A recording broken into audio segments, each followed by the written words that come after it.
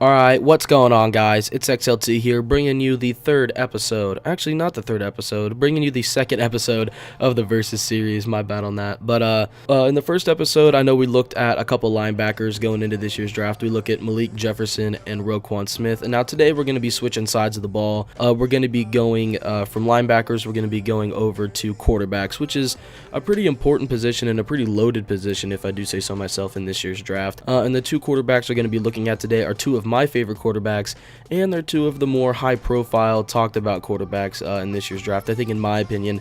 The first quarterback we're going to be looking at is Baker Mayfield from Oklahoma. A lot of people compare him to Johnny Manziel, and I can see it a little bit, but I think he's a little bit better. His arm is a lot better. He has a lot more spin on the ball. He's way more accurate. He's less mobile than Johnny Manziel was, but he actually is just, in all reality, a better quarterback overall, and in terms of throwing the ball and stuff like that. And then we've got Josh Rosen from UCLA, who's had a couple character question marks, like, is he coachable? Does he really want to play football that much? Is he going to be able to learn? Are people going to be able to like him on a team? Is he going to be able to be a leader? And those are some kind of big question marks, because if you're drafting a franchise quarterback, you know, you want him to have some, you want him to be coachable, you want him to be able to learn stuff, you want him to be able to eventually turn himself into a leader, and he can lead a team into the playoffs and maybe even deeper.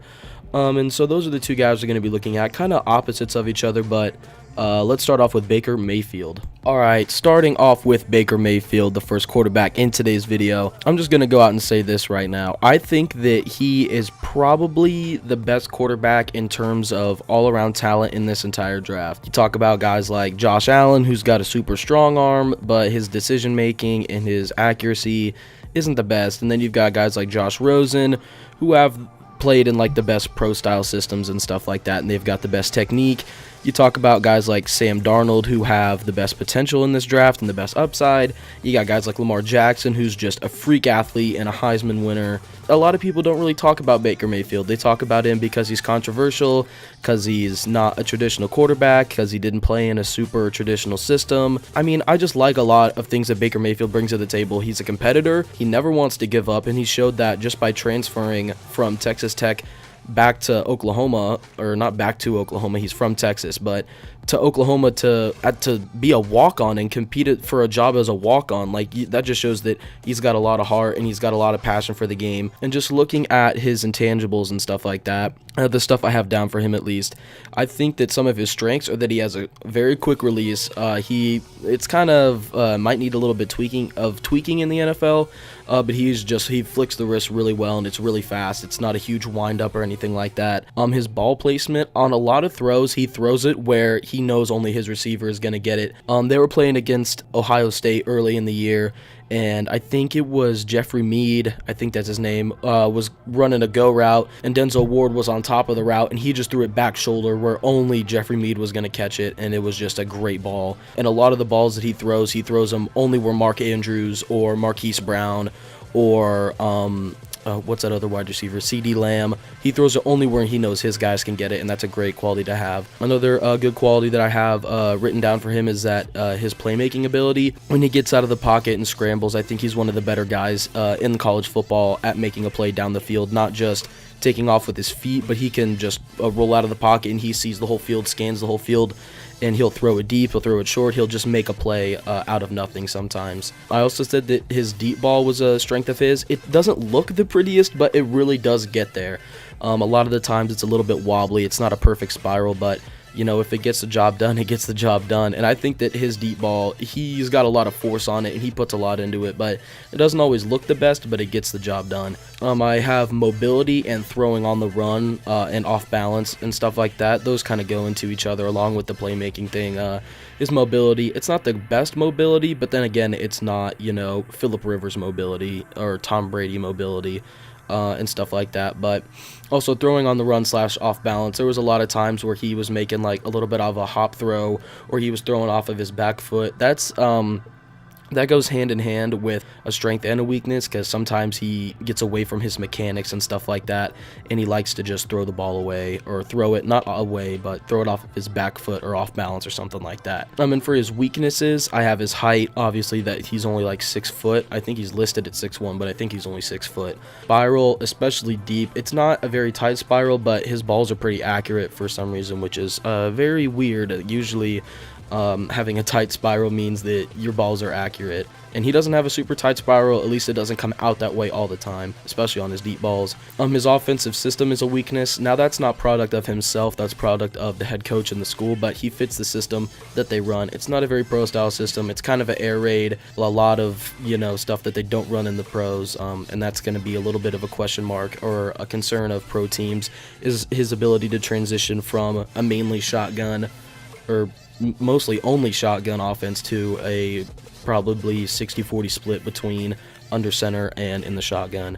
Another weakness I had for him was that he gets caught staring. A lot of the reads that he had to do at Oklahoma were half field reads, where it was just a flood concept, or it was a bench concept, or it was a bubble screen in a go concept, or a bubble screen in a slant. And so he was only looking to one side of the field or one wide receiver, so he didn't really have to go through a progression. Or if he did, a lot of the times he would just go to the first guy that was open, but another guy would have been open deeper downfield.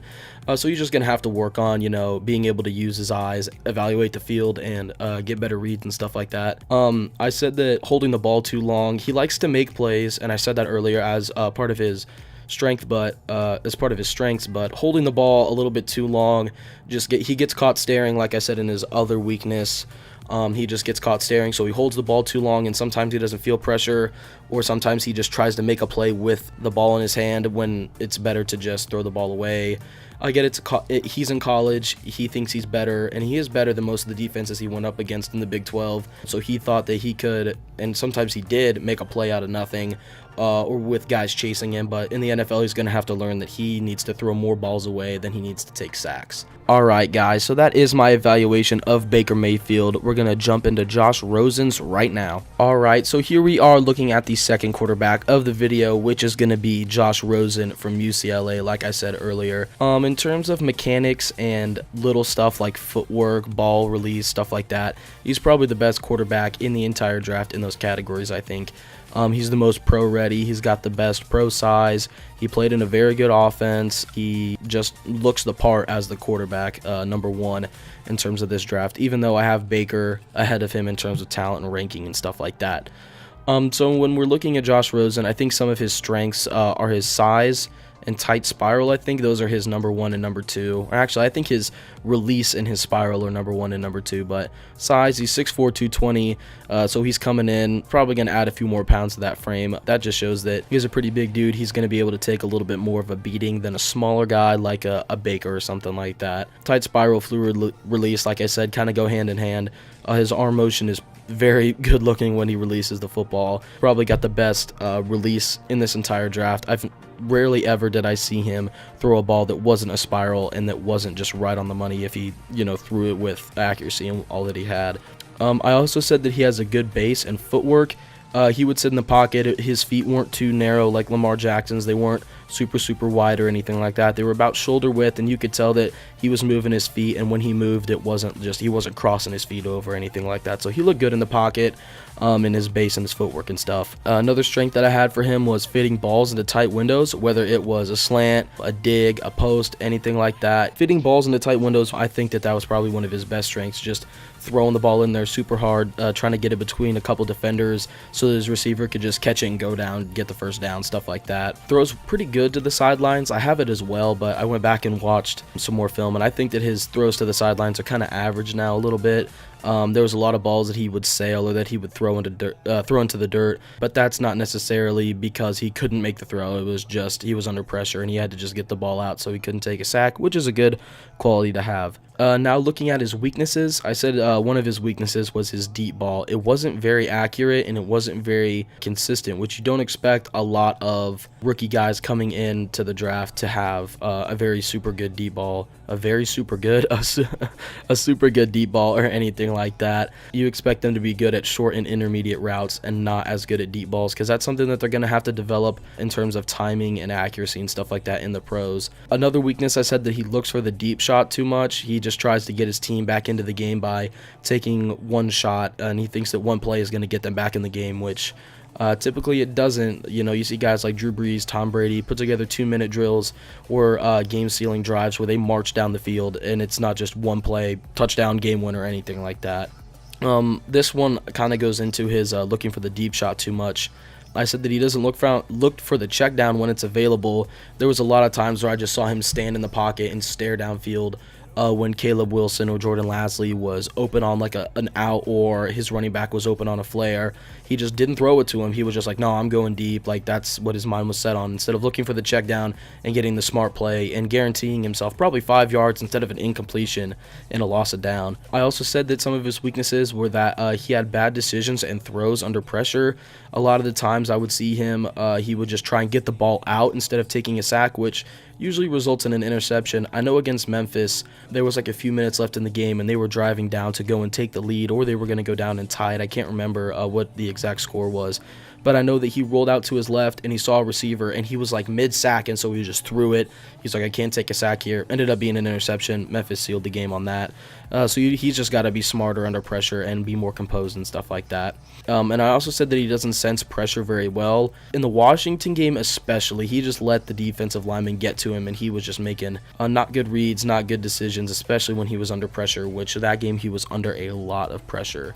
Yeah, so that's the evaluation of Josh Rosen. I've graded both of these players out like I do in every single episode, and we're going to get into those right now. Alright, so here we are at the grading portion of the video, and this is where it gets a little technical and stuff like that. There's numbers involved.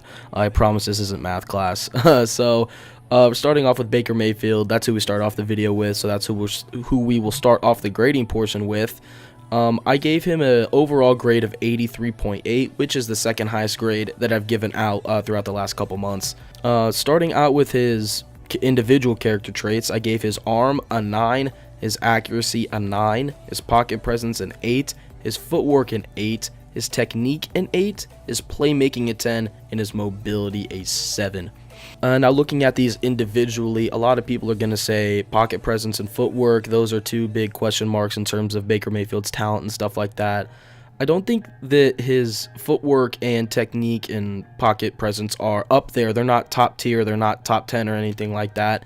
But then again, they're not super low or anything like that. He's not cludding around in the backfield with his cement blocks in his feet. His footwork's very nice. His pocket presence, he knows when people are around him. He knows how to get out of a situation. Most of the sacks that he took were just him trying to extend a play or something like that, which, that's just him trying too hard, which can sometimes be a bad thing, which is kind of funny. But a lot of the sacks that he took weren't really just him standing there and just staring down the field and not looking anywhere else. They were just him trying to make a play, and defense ended up getting to him.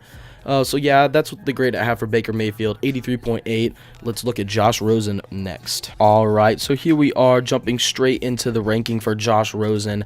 I gave him a 75.3. Obviously, it's the lower of the two between him and Baker, but I don't know where he'd stand amongst the group of quarterbacks that are in this year's draft class. Him and Baker are the first two that I've actually had a chance to sit down and scout and look at pretty well. Jumping into his individual statistics, I have his arm at an 8, accuracy 9, pocket presence 7, footwork and technique both get a 9, playmaking gets a 7, and mobility gets a 5. Just looking at these individually, footwork and technique are both of his highest rated, or they tie for the highest rated categories that he has. I think that that's pretty fair. His footwork is very, very good, and the way that he throws the ball, his technique and stuff like that, I've said it throughout the entire video. It's very, very good, and he's probably the best at that in the entire draft.